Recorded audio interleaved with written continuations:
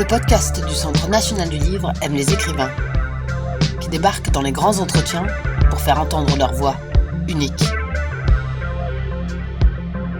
Au programme chemin de traverse, écriture qui bouleverse. Écoutons les pensées, sages, énervées, extatiques, et laissons-nous bousculer pour ne plus revenir à l'identique.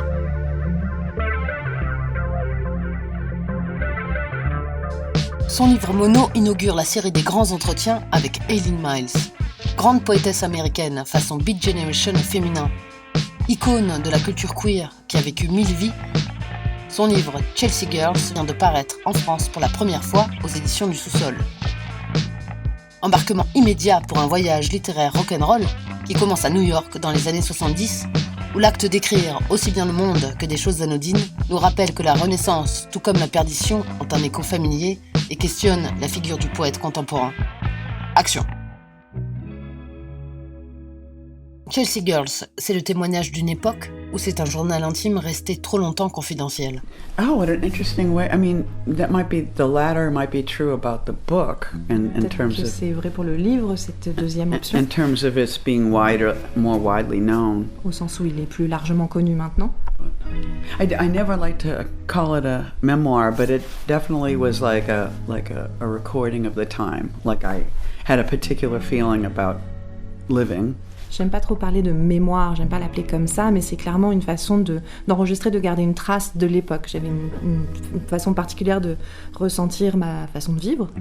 There were many secret places, like, and being a female who wanted to be an artist, being in a lesbian relationship, how poor we were, how happy we were, and all these adventures. I felt like these connections, even the sort of childhood, were not known, were not public. C'était comme si j'avais accès à des secrets, en fait. La vie d'une femme artiste, la vie d'une lesbienne, on était pauvres, mais on était heureuse, et toutes ces aventures, ces liens-là, c'était quelque chose qui n'était pas connu publiquement, en tout cas, quand j'ai grandi. And also, the book itself is a record of a poet becoming a fiction writer. You know? Le livre lui-même est une façon de garder une trace du passage d'un poète à écrivain de fiction. I was bringing myself up in a book. J'étais en train de grandir, de m'éduquer, en fait, d'apprendre dans le livre.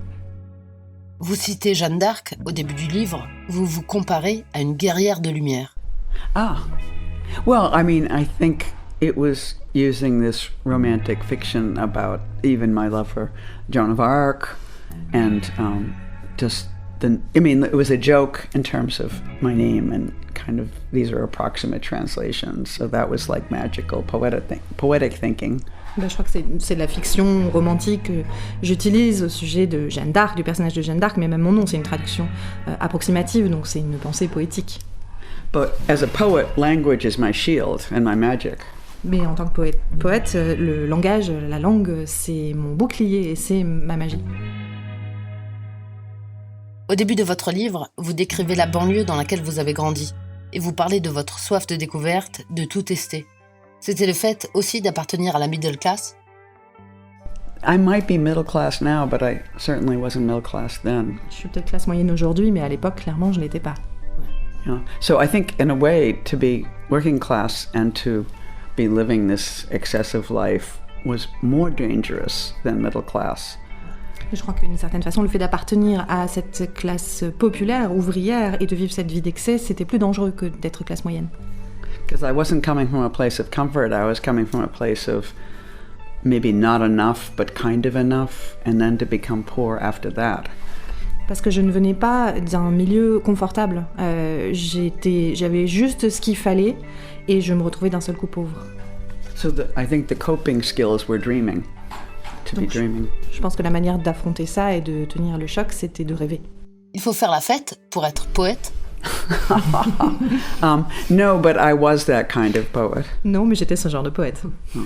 Vous pensez qu'il est nécessaire de sortir de chez soi, de son habitat et de son soi intérieur pour écrire? Oh, I grew up with that myth that one had to leave home to become an artist. Oui, j'ai grandi avec ce mythe qu'il fallait partir de chez soi pour devenir artiste. And first I thought that meant you had to go to Europe. Et au début, je croyais que ça voulait dire aller en Europe. But it wasn't here. Mais c'était pas ici. So then I tried to go to California, but it wasn't there. Alors j'ai essayé d'aller en Californie, mais j'ai pas trouvé ça là-bas. And then I went to New York and I got stuck and it was great. Et ensuite, je suis allée à New York et je suis restée coincée là-bas et c'était super. Ah. Il y a une question que je me suis posée quand vous évoquez Boston, qui semble être une grande ville. En quoi était-elle différente de New York dans les années 70 ? Boston is very parochial. Boston, c'est une petite ville. There's not much art. There's not much Il n'y a pas beaucoup d'art, pas beaucoup de réalité. I mean, every young cab driver is writing a novel. N'importe quel chauffeur de taxi est en train d'écrire un roman. Everybody taking a dance class is just taking a dance class. N'importe qui suit des cours de danse suit des cours de danse. Everybody is permanently beginning. Tout le monde est toujours en train de commencer quelque chose. À New York. In Boston. À Boston. Ah d'accord. Yeah. Qui est très provincial. When in New York, if you're playing in a band, you might already be a band that everybody knows. Alors qu'à New York, si vous jouez dans un groupe, c'est peut-être déjà un groupe que tout le monde connaît. If I meet you at a party and you say you're writing a novel, it's very possible you are writing a novel. Si je vous rencontre à une soirée et que vous me dites que vous êtes en train d'écrire un roman, il est très possible que vous soyez vraiment en train d'écrire un roman. Yeah, New York it was hard for me to understand what New York people were believable. Ah, ok. J'ai eu du mal à comprendre que les gens à New York, en fait, étaient crédibles, qu'on pouvait les croire. Il y a une phrase qui m'a marquée lorsque vous faites allusion à la guerre du Vietnam, page 110, je cite « Ces mecs sont revenus avec des autoradios d'enfer, ont épousé des nanas prêtes à se marier avec n'importe qui et ont fondé des espèces de familles de hippies angoissés. » Oh, well, I think we were living in the time of the Vietnam War, you know. On vivait à l'époque de la guerre du Vietnam. Yeah, and so unlike what was particular about my experience was that it wasn't only protesting the war, it was knowing people who had been soldiers. Et donc ce qui avait de particulier dans mon expérience, c'est que je me suis pas contentée de manifester contre la guerre, j'ai connu des gens qui avaient été soldats. And I just was watching the afterlife and the kind of assimilation of these soldiers into these kind of quiet, at best, tense lives. Et donc j'ai assisté à l'après et j'ai vu la manière dont ces anciens soldats se sont assimilés dans une vie au mieux tranquille, mais très tendue. And, you know, I had seen my own father be World War II and come back and just basically come back to die from alcoholism. De la même manière que j'avais vu mon père rentrer de la Seconde Guerre mondiale et littéralement rentrer pour mourir d'alcoolisme. So masculinity, as I understood it, was kind of a suffering thing. Donc la masculinité, je la comprenais comme une forme de souffrance.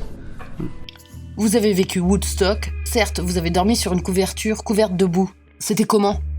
It was total. I mean, there's such a myth about Woodstock, but it was such suffering. It was such suffering. Il y a eu un mythe au sujet de Woodstock, mais en fait, c'était vraiment douloureux. And repulsion at all the muddy nakedness. C'était repoussant, tout le monde était nu et plein de boue. And the drug use, I know I described a speed freak who was dancing all night long. Et tout le monde était drogué. Je décris les freaks sous speed qui n'arrêtaient pas de danser toute la nuit. But nonetheless, I mean, both the intimacy I had with the man that I went with. Mais malgré tout, cette intimité que je partageais avec l'homme avec qui je suis allée là-bas, was very tender. C'était quelque chose de très tendre. And then also the moments where we really saw the music were spectacular. Et puis les moments où on a vraiment assisté au concert, c'était vraiment absolument génial. Yeah. Et c'est pour ça, il y a une question que je me pose. Vous dites à propos I have a question. de Jimi Hendrix, Jim only, yes. Yeah. son set si acide et si noble annonçait la destruction. C'était la chanson de fin de règne. Set as a last song. C'était ce qu'on attendait tous. Something that everybody was expecting. Le chaos. Chaos. Pourquoi ? Why was everybody waiting for chaos? Well, I think we thought we were living at a kind of edge and the end of empire. Je crois qu'on avait le sentiment de vivre à la fin d'un empire. And now we had a song, and it was this incredible, small, totally powerful black man playing this song that meant the end of the empire. Et maintenant, on avait une chanson, on avait un hymne, elle était jouée par ce petit homme noir incroyable qui jouait cette chanson sur la fin de l'empire. So we believed. I mean, I think it was important. We believed that myth. We were living in it. You know. Et donc c'était important pour nous parce qu'on croyait à ce mythe, on était en train de le vivre. I mean, the best the best part of a poem is the end. It has to be the best part. And it made Woodstock be this amazing poem. La meilleure partie du poème, c'est la fin. Il faut que la fin soit la meilleure partie du poème. Et cette chanson a fait de Woodstock un poème incroyable.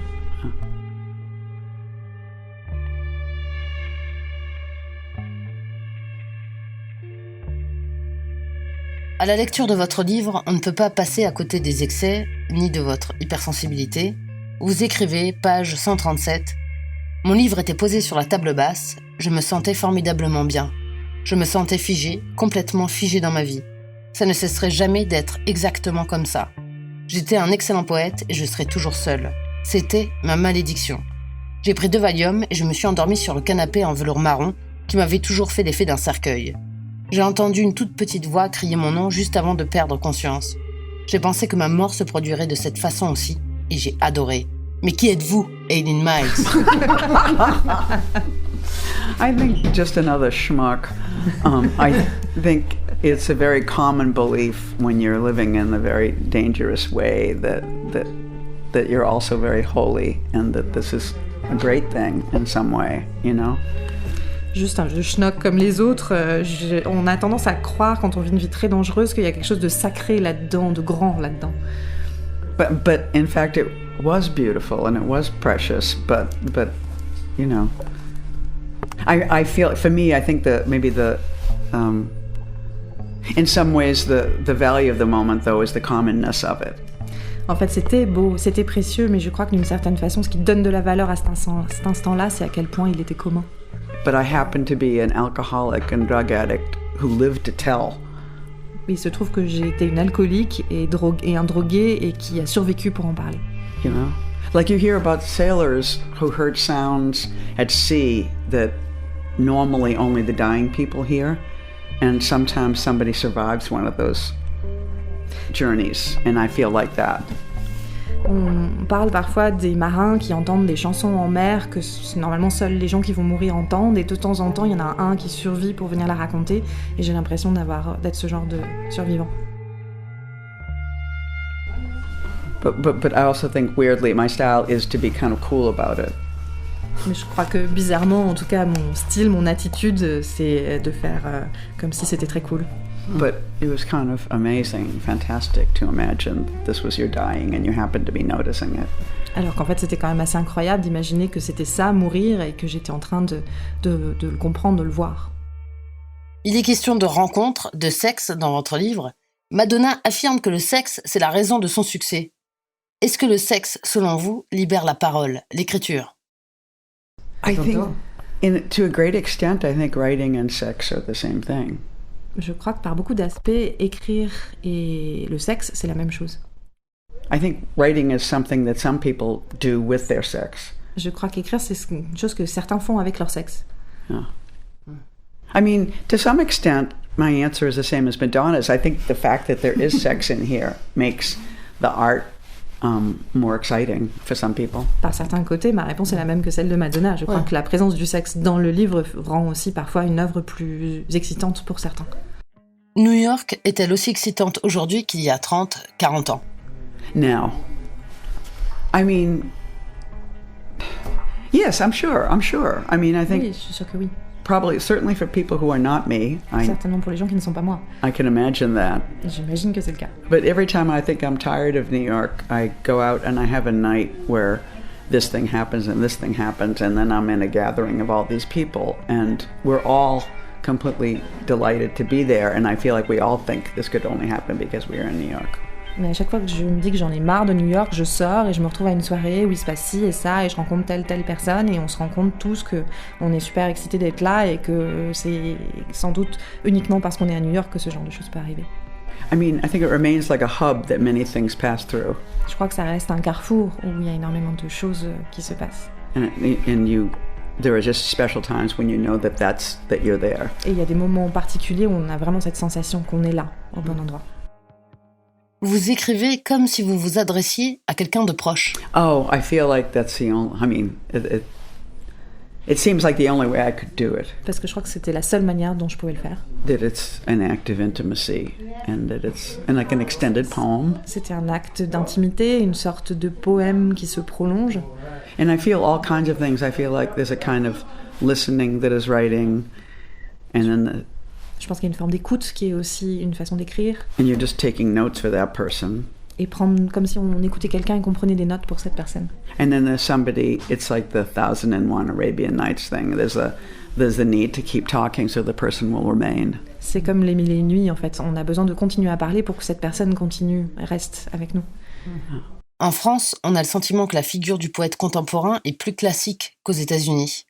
La poésie moderne n'est pas si populaire que ça. Except that I think living poets are always receiving messages from earlier poets. Oui, sauf que je pense que les poètes d'aujourd'hui, ceux qui sont vivants, sont tout le temps en train de recevoir des messages des poètes qui les ont précédés. I mean, if it feels like if you're not receiving, then you're not speaking in a way. Si on n'entend pas ça, si on ne reçoit pas ça, on ne parle pas. I mean, I think a poet is a little torn out of time. Torn out of time. Torn out of, like a page torn out of a notebook, or you're sort of apart from time, and that's... J'ai le sentiment qu'un poète est un peu détaché du temps de l'époque, en fait, comme s'il était arraché à son époque.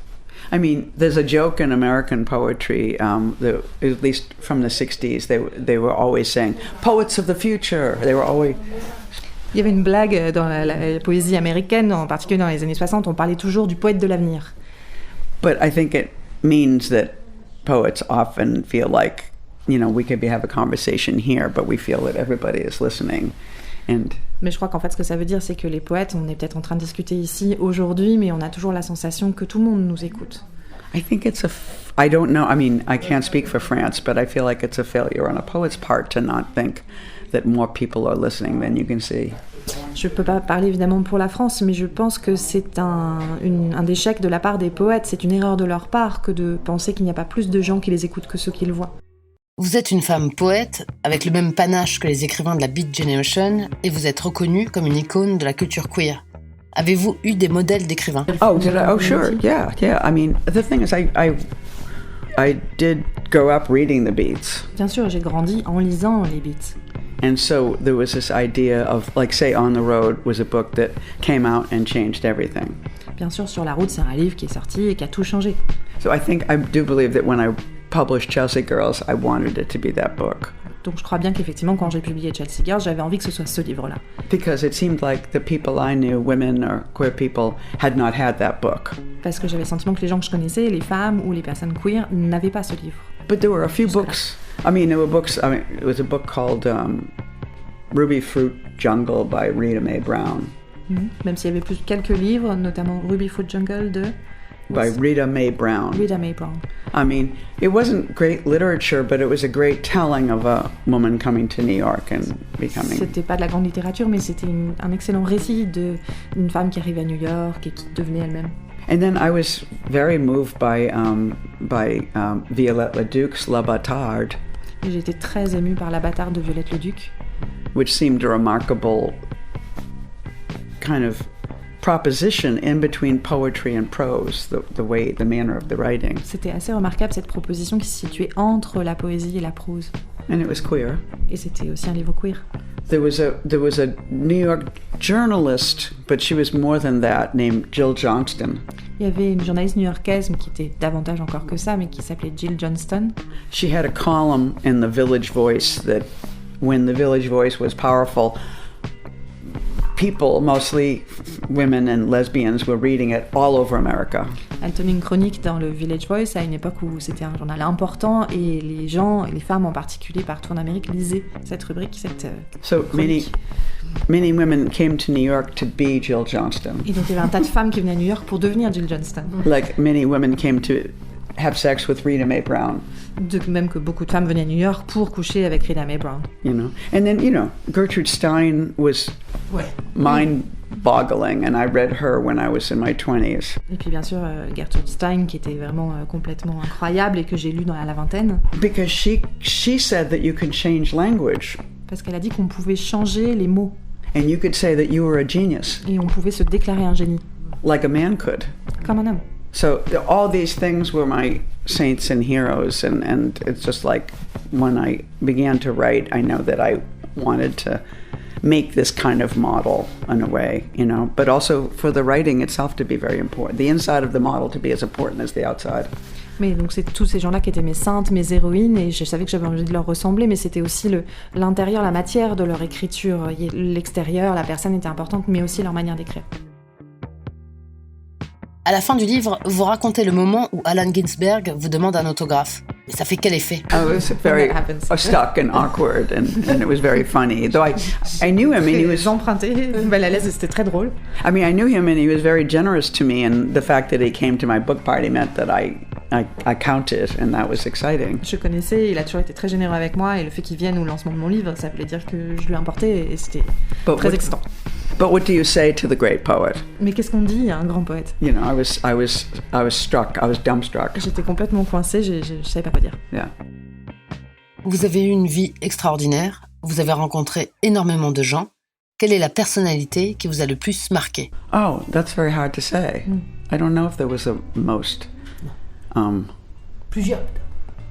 C'est difficile à dire, je sais pas s'il y en a eu un. It could be several.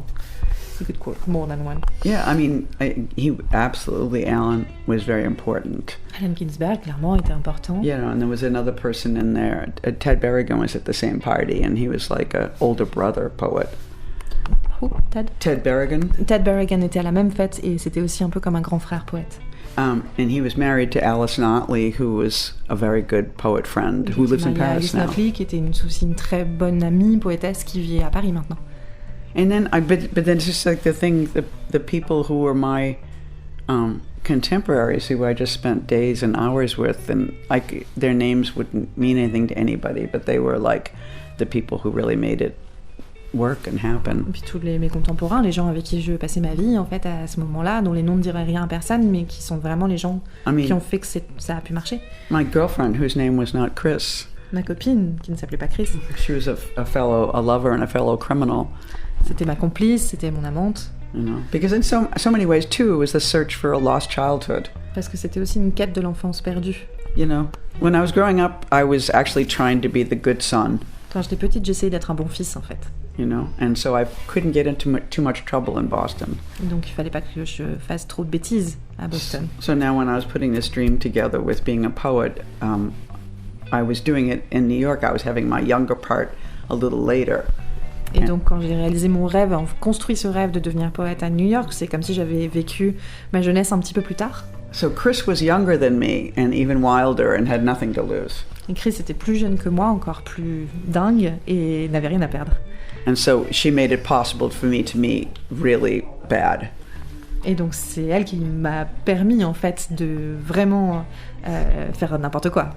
Yeah, so she, whose name I won't mention, was probably the greatest influence. Donc c'est elle, dont je ne donnerai pas le nom, qui a sans doute été la plus grande influence. Yeah. Well, Chelsea Girls holds many people, and I met many people, famous and not so famous, and I think for me, probably the most important people were Chris, the lover, but there was a man. The title of the book comes from my friendship with American poet, James Schuyler, who is like New York school, like Frank O'Hara or John Ashbery. And when I was very briefly in graduate school in New York, I saw a poem of his, and I was like, who is this person? Because the poem was a puzzle, and very magical, like a fairy tale, and very short. And I was like, I must meet this person. Can I read the poem to you? It's very tiny. Of course. The man's name was James Schuyler, and the poem was, how about an oak leaf if you had to be a leaf? Suppose you had your life to live over, knowing what you know. Suppose you had plenty money. Get away from me, you little fool. Evening of a day in early March, you are like the smell of drains in a restaurant where pâté maison is a slab of cold meatloaf, damp and woolly. You lack charm. And I thought, what is this poem? Who is this man? And people were like, he's very introvert. You'll never meet him. You can't meet him. It's not possible. But then one night I was standing at a poetry reading talking about how poor I was, and someone said, there's a job you could have to work in the Chelsea Hotel helping James Schuyler. And I was like, what? And so then I met him and I worked with him, and I was there for 5 months, 7 days a week in his hotel room, doing little errands, talking with him. And the thing that's amazing is he remained a mystery. The poem remained a puzzle, he remained a puzzle, but I never understood that I saw it from the outside, but I met him and we became friends. And I was young, and I would come in and tell him what I did last night, and I was very entertaining for him. And it was just one of the most beautiful things in my life. I felt like. One moment. Half a minute. No, I was excited, so that was the problem. Even though it wasn't perfect, I met him, we had this wonderful time. I didn't understand anymore, but I understood that I was lucky on the planet. Yes. I felt, because he was there and I was there, and that's all there is. I knocked on the door of the special place and it said, come in. It was magical, so I felt lucky. Eileen Myles cite énormément de monde dans son livre, des gens connus ou des anonymes, et elle en a rencontré beaucoup. Il y a Chris, sa fiancée bien sûr, mais aussi son ami, le poète Jimmy Schuyler, à qui elle dédicace ce livre puisqu'elle l'a rencontré au Chelsea Hotel. Il fait partie de la première génération de poètes de l'école de New York avec John Ashbery et Frank O'Hara. Quand elle découvre l'un de ses poèmes à l'université, construit comme un puzzle, voire un conte de fées, elle se demande qui a bien pu écrire un texte pareil. Elle se dit qu'elle doit rencontrer cette personne. Sauf que son entourage lui dit que Schuyler est un introverti, qu'elle a peu de chances de le voir en vrai. Un soir, alors qu'elle évoque ses problèmes d'argent au Poetry Project, quelqu'un lui suggère d'aller travailler au Chelsea Hotel et d'épauler Jimmy Schuyler. Et c'est ce qu'elle a fait. Pendant 5 mois, 7 jours sur 7, elle est devenue son amie. Elle lui racontait ses frasques, ça le divertissait. Mais le poème reste toujours un mystère, tout comme son auteur. Chanceuse, Eileen a vécu un moment magique et incarne toujours une poétesse rock'n'roll aux États-Unis.